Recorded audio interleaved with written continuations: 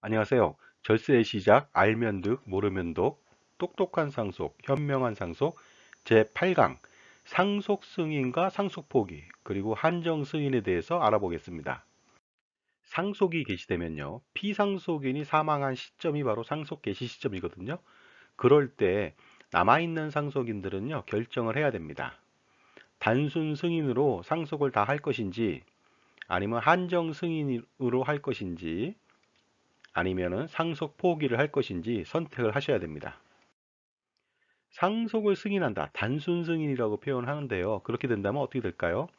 상속인이 피상속인의 상속 재산을 무조건적으로 승계하는 것이다. 그리고 피상속인의 권리와 의무를 동시에 승계하는 것을 바로 상속 단순 승인이라고 합니다. 따라서 피상속인, 돌아가신 분의 채권과 채무를 동시에 승계합니다. 따라서 단순 승인을 하는 경우에 피상속인, 돌아가신 분이죠. 돌아가신 분의 채권과 채무를 모두 다 승계하기 때문에 혹시나 돌아가신 분이 빚이 더 많다. 그랬을 경우에는 상속인들이 그 빚까지 갚아야 되는 의무가 발생됩니다. 그렇기 때문에 그럴 경우에는 단순 승인을 하지 않겠죠. 그리고 상속 포기나 다른 것을 할 겁니다. 하지만은 그 상속 재산을 잘못 관리해가지고 단순 승인으로 간주되는 경우가 있습니다. 이때는 어떻습니까? 이런 행위를 통해서 그 피상속인의 채권과 채무를 동시에 승계했다고 보고 빚까지 갚아야 되는 의무가 발생되니까 조심하셔야 될 것 같습니다. 첫 번째는요, 상속인이 상속 재산에 대한 처분 행위를 할 때, 뭐 예를 들어서 뭐 피상속인의 그 예금을 빼서 썼다든가 이랬을 때는 단순 승인으로 간주합니다. 물론 장제비를 쓰는 것은 제외됩니다. 두 번째는요, 상속인이 상속 개시를 한 날로부터 3개월 이내에 한정 승인 또는 상속 포기를 하지 않고 가만히 있습니다. 그러면 저절로 단순 승인이 된 것으로 간주해서 혹시나 빚이 더 많으면 빚까지 갚아야 되는 의무가 발생합니다. 마지막으로는요, 상속인이 상속 승인 또는 포기를 한 후에 상속 재산을 은닉하거나 부정소비하거나 고의로 재산 목록에 기입하지 아니했을 때는 단순 승인으로 간주합니다. 소위 말해서 삥땅을 쳤죠. 삥땅을 쳤기 때문에 당연히 승인으로 인정하고 혹시나 빚이 더 많다면은 빚까지 갚아야 되는 의무가 발생되니까 항상 조심하셔야 될 것 같습니다. 자, 그런데요, 단순 승인을 했거든요. 이유가 뭐냐? 당연히 피상속인의 채권이 채무보다 많았기 때문에 단순 승인을 했습니다. 그런데 나중에 알고 보니까 새로운 빚장이들이 여기저기서 오는 거예요. 그러다 보니까 빚이 더 많습니다. 그럴 경우에는 빚을 떠안느냐 이거죠. 그렇지는 않습니다. 예시를 한번 해볼게요. 자, 단순 승인을 했습니다. 그리고 나서 일정 시간 지난 후에 보니까 빚장이들이 많이 왔어요. 그래서 상속 재산보다 채무가 더 많다는 것을 알게 됐습니다. 그러면 그 알게 된 날로부터 3개월 이내에 빚만 갚겠다. 그러니까 채권 범위 내에서 빚만 갚겠다 하는 한정 승인을 신청한다면 단순 승인에서 벗어날 수가 있습니다. 물론 이때는요, 그 상속 재산보다 채무가 많다는 사실을 알았을 때 상속인의 중대한 과실이 없어야 된다는 것이 되겠습니다. 그러니까 피상속인이 돌아가셨을 때 채무가 많은 경우에는 당연히 그때 단순 승인으로 상속을 받는다면은 빚까지 떠안게 되니까 빚에 대한 상환 의무까지 발생이 됩니다. 그래서 이런 방법을 피하고자 어떻게 합니까? 바로 빚이 많았을 때는요, 상속 포기를 하면 되겠습니다. 자, 그런데 상속 포기를 하게 되면요, 피상속인의 재산상의 권리와 의무를 포기한 것으로 인정하기 때문에 처음부터 상속인이 아닌 것으로 간주합니다. 그리고요, 피상속인이 빚이 많아서 상속 포기하는 경우도 있지만 상속받아야 될 상속인들 있죠. 상속인들 중에 어느 한 사람이 자기는 빚이 너무 많아요. 그래서 상속재산을 받으면 뺏길 것 같아요. 그랬을 때도 상속 포기는 가능하다는 것이 되겠습니다.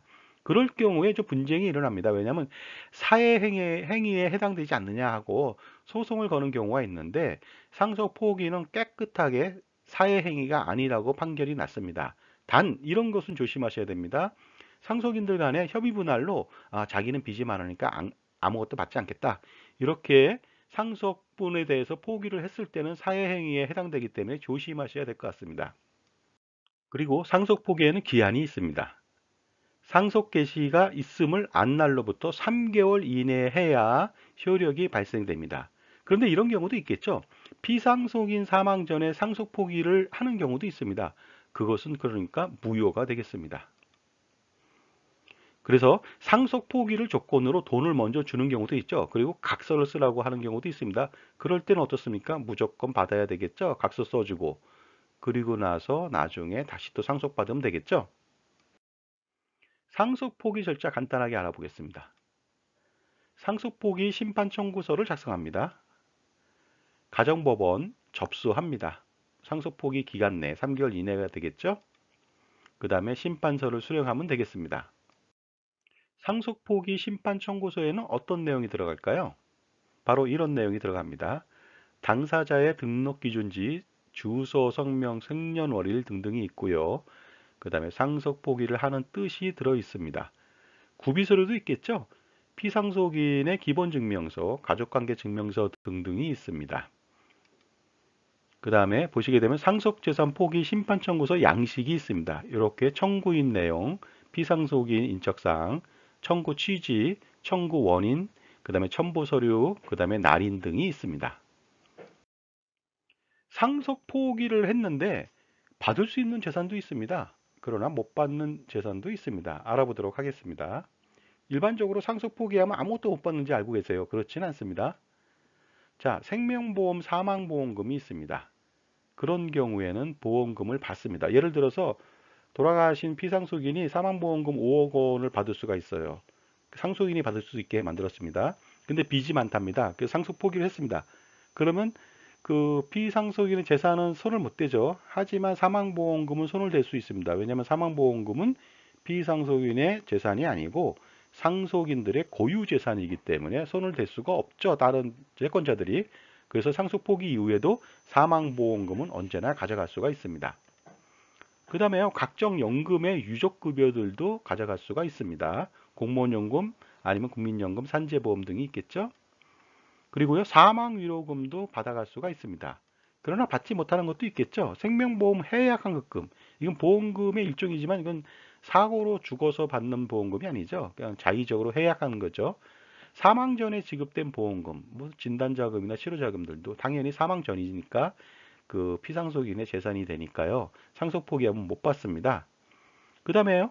가해자 측 보험회사로부터 받은 보험금, 예를 들어서 손해배상금이나 위자료 같은 것도 사실은 상속 포기를 하면 받을 수가 없습니다. 물론 위자료 같은 경우에는요. 상속인들에 대한 위자료가 들어있을 수 있습니다. 그런 것들은 제외가 됩니다. 자, 주의하실 점이 좀 있겠죠? 상속 포기에도 이처럼 사망보험금 등은 수령이 가능하니까 절대 그 부분은 포기하시면 안 되겠죠? 그 다음에 상속 포기는 상속 개시 전에 할 수가 없습니다. 그렇기 때문에 그때 한 것은 무효가 됩니다. 이런 경우가 있겠죠? 아버지가 계모랑 삽니다. 근데 계모가 봤을 때 그 아들, 전처 소생의 아들을 너무 미워요.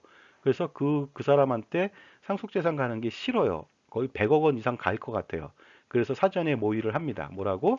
100억 원 갈 것 같으니까 그 전처 소생의 아들을 불러서 내가 20억 원 줄 테니까 너 상속 포기해라 하고 얘기할 수도 있겠죠? 그랬을 때는 잽싸게 하셔야 됩니다. 20억 원 받고요. 나중에 다시 또 상속 포기는 무효기 때문에 다시 상속을 받으면 되겠습니다. 그 다음에 상속 포기를 한 경우 대습 상속은 일어나지 않습니다. 예를 들어서 큰아들이 상속 포기했다. 그러면 그 배우자하고 자녀들은 대신해서 받을 수는 없습니다. 다른 상속인들이 그 상속 비율로 그 포기한 사람들 것을 가져갑니다. 상속 포기는요, 일부만 할 수 없습니다. 이것은 하고 저것은 안 하고 그렇게 하면 안 됩니다. 전부 다 해야 됩니다.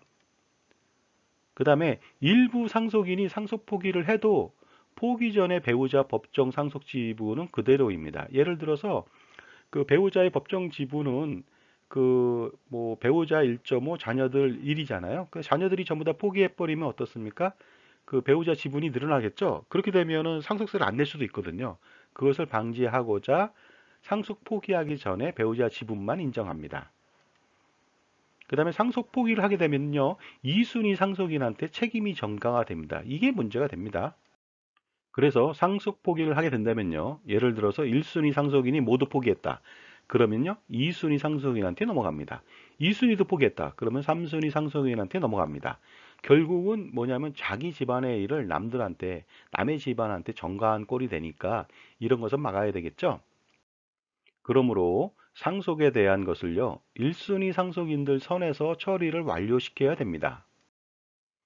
바로 한정 승인을 하는 것이 되겠습니다. 상속 포기 대신요. 상속 개시를 한 날로부터 3개월 이내에 상속재산 목록을 첨부하여 가정법원에 신고하는 것이 바로 한정 승인인데요. 이렇게 한정 승인을 한다는 것은 피상속인이 남겨준 재산 범위 내에서 채무 부분은 변제하고 마무리를 짓는다는 뜻입니다. 예를 들어서 남겨준 재산이 4억 원이고 채무가 10억 원이에요. 그러면은 상속인들은요, 4억 원으로 채무를 변제한 이후에 종결을 짓습니다. 그것이 한정 승인이에요. 그러면 나머지 6억 원의 채무는 변제하지 않고 종결시키는 것을 말합니다. 그래서 현명한 한정 승인을 하는 방법에 대해서 알려드리겠습니다. 상속인이 여러 명인 경우에는요, 어떻게 하냐면요, 한 명을 제외하고 모두가 상속 포기를 합니다. 그리고 나머지 한 명이 한정 승인을 통해서 어떻습니까? 일을 마무리 지면 되겠습니다. 그리고요, 요새는 한정 승인보다 이런 제도가 있습니다. 상속재산 파산제도 2017년도 1월 17일부터 시행되고 있는데요. 상속재산 파산제도를 활용한다면 훨씬 더 효과적입니다. 피상속인의 재산만을 파산관제인이 정리해주는 제도다.